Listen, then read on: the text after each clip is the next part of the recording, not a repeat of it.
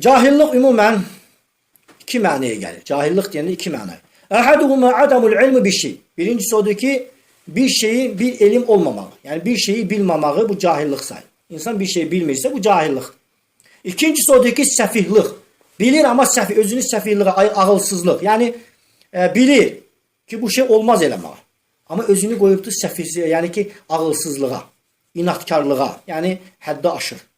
Qabağındakini həddə aşır. Yani necə ki şair demişti ki: "Ələ la yecəhələn əhədun aleynə fənəcələ fəvqə cəhlin cahiliyinə."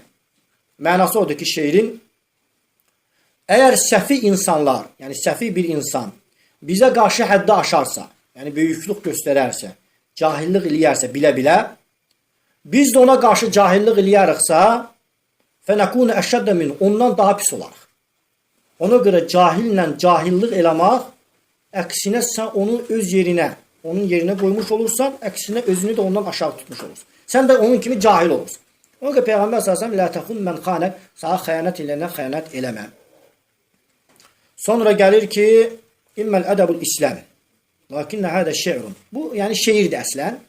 Amma biz Quran və sünnəyə baxırıq. Emmel edebul İslami, İslam ədəbi odur ki, fe innallah Teala yekul ve la testevil hasenatu ve la seyyi'e. Heç vaxtı yaxşı ilə pis eyni ola bilməz. İtfa billeti hiye ahsen.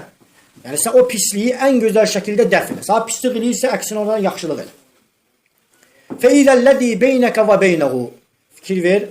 Seninle senin düşmanın arasında olan bir şey. Adav, o düşmançılık. Keennehu valiyyun hamim. Sanki bir dost ve yakın olacak. Çünkü burada şeyh getirecek ki Subhanallah, insanun beyneke ve beynu adavatun esa ileyh.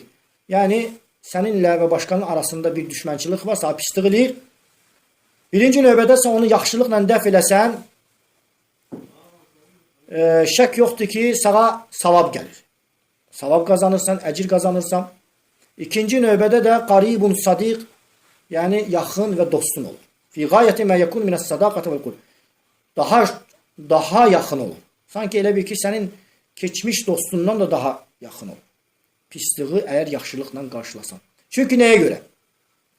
Çünkü qəlblər Allah Teala'nın əlinin altında.